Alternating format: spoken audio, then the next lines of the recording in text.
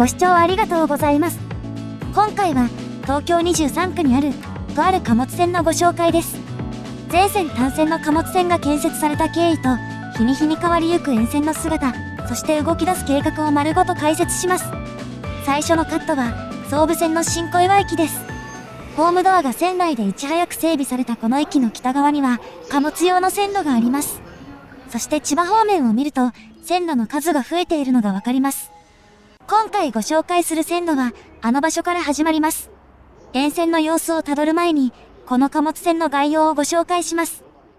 この貨物船の名前は新金貨物船。新小岩駅の一つ隣にある小岩駅と常磐線の金町駅までを結ぶ全長 8.9 キロの貨物船で、途中の新小岩信号場で折り返すルートになっています。小岩駅から新小岩信号場までは総武本線と重複しており、路線名は新小岩と金町から1文字ずつ取って付けられたものです。この路線は単に新金線と呼ばれることもあります。開業したのは1926年7月。わざわざ途中で折り返すルートになったのは当時の総武線の状況が関係しています。当時、総武線の起点は現在の両国駅である両国橋駅でした。この駅は1904年4月に当時の総武鉄道が開業させた駅で、隣の錦糸町駅との間にはすでに市街地が広がっていたことから、日本の鉄道では初の高架線として建設されました。一方、総武鉄道単独では、駅の西側を流れる隅田川を渡る橋梁の建設が難しかったため、両国橋駅より西への延伸は難航していました。この駅が房総方面への玄関口となっていたこともあって、両国橋駅は総武鉄道のターミナルとして存在感を増していきます。その一方、房総方面からの貨物列車は、隅田川を直接横断できなかったため、当時亀戸駅で接続していた東武鉄道を経由して北千住駅まで向かい、そこから常磐線に乗り入れるルートで運行されていました。1907年に総武鉄道が国有化された後も、この取り扱いは続いていました。途中に私鉄を挟むルートでは効率性に劣ることもあって、1920年に総武線と常磐線を直接つなぐための貨物線が計画されたのです。これが現在の新金線です。間にある新小岩信号場は新金線の開業に伴って操車場として開業したものでした。なお、貨物線は新小岩信号場より西側にも伸びていますが、これは1929年に開業した越中島支線と呼ばれる貨物線で、新金貨物線とは別物です。越中島支線から定期貨物列車が全廃されて久しく、運行される列車はごく限られています。開業までの歴史を解説したところで、新小岩信号場へ向かいます。総武快速線の北側にある信号場には7本の線路があります。停車している箇所は、線路に敷く砂利を散布するためのもので、古希800型と呼ばれるものです。ちなみにここに映っている車両は、1974年に製造された車両です。停車しているのは、この箇所だけ。線路の本数の割に、箇所が少ないように見えます。そして、妙に新しい道路と、左側に広がる公園。この路線が開業後に辿った道のりが、想像できるようです。貨物線はここで折り返すため、前方の信号機には、総武線と新金貨物線の進路が表示できるようになっています。この先にかかる陸橋からは、信号場の全体像がわかります。反対側では、総武快速線の下り線が、貨物線をオーバークロスしています。総武線が複線化された際、快速線が北側に設けられた理由の一つが、操車場と行き来する貨物列車の存在です。もう一つ先の陸橋との間には、機関車の入れ替えに使う線路があります。線路は全部で6本ありますが、入れ替え信号機の一部は使用停止となっており、雑草が線路の上に乗っている場所もあります。ただし、奥の陸橋から見ると、動作している入れ替え信号機もあるため、完全に機能を失ったわけではないようです。陸橋の反対側では、貨物線が総武線と合流している横で、新金線が左に離れていく様子が見えます。本線は終点まで単線で続いていきます。ちなみにこの陸橋、その名も総武陸橋です。陸橋を降りて線路脇を進んでいきます。線路自体は単線ですが、架線柱は単線用と門型のものが立っており、門型の架線柱の上には66000ボルトの送電線がかかっています。道路をまたぐ部分を見ると、橋脚が複線分用意されており、複線化できるように建設されたことがわかります。架線柱を改めて見ると、門型のものは複線分の幅となっています。ただし、線路がある方は壁が横に広がっているのに対し、線路がない方は壁がなく、盛り土も切り崩されています。横の土地は駐車場などになっており、そのまま線路を敷くことはできないようです。立体交差がいくつか続いた後、盛り土が続く区間の奥に、線路の様子が変わる場所が見えてきます。前方には頑丈な構えのトラス橋が見え、左側に盛り土が広がっています。階段を上がった先に見えるものが、新金線で最も大きな橋梁です。全長およそ160メートル、長さ25メートルのガーダー橋4基と、60メートルのトラス橋1基で構成されています。そして橋の西側には、もう一セットの橋桁が設けられています。これらの橋桁は隣同士ではなく、ずれて設けられています。これは、橋が川を斜めに横切っているため、左右に並べると水流を阻害してしまうからです。橋の上流から見ると、水流と同じ向きに橋桁が並んでいることがわかります。また、橋の横には船着き場があり、ボートが通ることもあります。船舶の通行のためにも、この方が好ましいですね。ただし、ボートや水鳥の姿の割に、ここまでの間で貨物列車の姿は見かけません。信号上にも、機関車は一両もありませんでした。そしてこれこそが、新金線が開業後に辿った、もう一つの歴史です。新金線の開業から6年後、総武線は隅田川を渡って、御茶ノ水駅まで延伸されました。これで新金線の役目は終了と思いきや、この線路は御茶ノ水駅などに33ミルの勾配があり、貨物列車の通過を想定していませんでした。1972年7月には、総武快速線の東京津田沼間が開通しましたが、両国駅の真下に34ミルの勾配があり、貨物列車は運行されませんでした。隅田川を越える総武線は、どちらも貨物列車が走れないため、これらの路線の開業後も、新金線の役割は続くことになりました。1970年代から80年代にかけて、貨物輸送が減少していく中でも続いていた役割でしたが、2000年に貨物列車の大半が京葉線と武蔵野線を経由するルートに切り替わったことで本数は大幅に減少し、その後も数回のダイヤ改正を経て、本数は減っています。2011年には、操車場から信号場へと、事実上の格下げとなりました。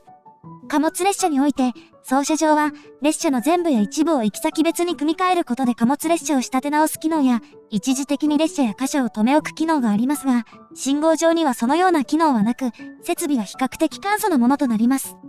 先ほどのカットに映っていた公園や、線路北側のマンションは、操車場が縮小される中で余った土地を活用したものです。空中写真で見ると、現在の信号場と、かつて存在した広大な操車場の対比がよくわかります。かつては大量の貨物船を抱えていたこの場所、周辺には車両所や機関区などもあり、総武線を支える施設の一翼を担っていました。年々貨物列車が削減されてきたことに加え、現在新金線を走る列車は軒並み不定期列車ばかりとなっているため、走行中の貨物列車に出くわすことは難しくなっています。なお、これまでのカットからもわかる通り、新金線はこれまでに複線化されたことはありません。道路を立体交差で乗り越えていく線路を見ると、戦前とはいえ配慮がされていたように見えますが、盛り土区間は意外とあっさり終わります。信号場から2キロほど、10ミルの勾配で線路はゆっくりと高度を下げ、橋梁の下の高さも徐々に低くなっていくと、地上区間の始まりです。新金線の地上区間は、盛り土区間よりもはるかに長くなっています。盛り土区間を改めて見ると、先ほどの橋梁を渡るための高さを保つのが目的だったことがわかります。貨物列車は勾配に弱いので、取り付け部分を長くする必要があったというわけです。東京23区を走る線路だけあって、途中には数多くの踏切が設けられています。その数は、大小合わせて15カ所。現在貨物のメインルートとなっている京葉線と武蔵野線に踏切がないことを考えると、ルート変更は好ましいことと言えそうです。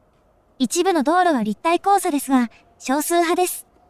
そして、数少ない立体交差の一つが、路線の中間よりも少々金町寄りの京成本線との交差箇所です。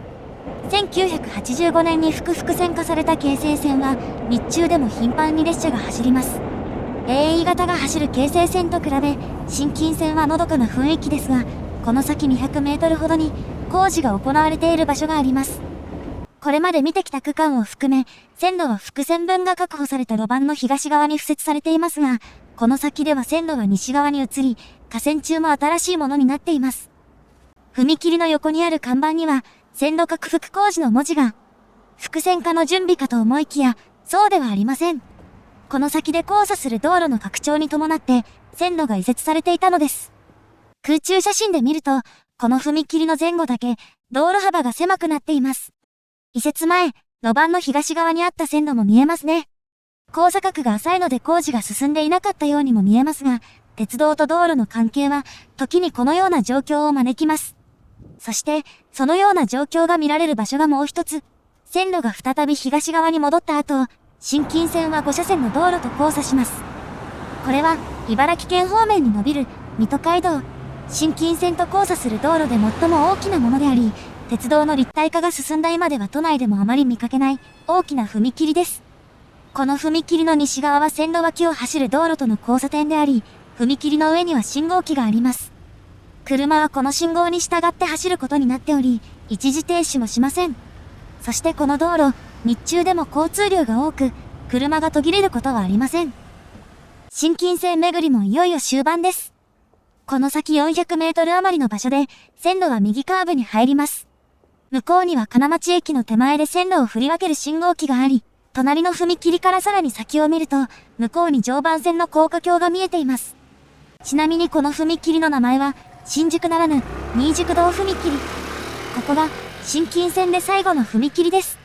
向こうに見えていた常磐線の交差箇所も、複線分の高架橋が用意されており、土地の面からは、複線化のハードルはそこまで高くないようです。線路は常磐快速線の線路の間に入り、上下線の間に3本の貨物線が広がります。なお、快速線は金町駅にはホームがありません。金町駅の先で、線路は上下線に合流していきます。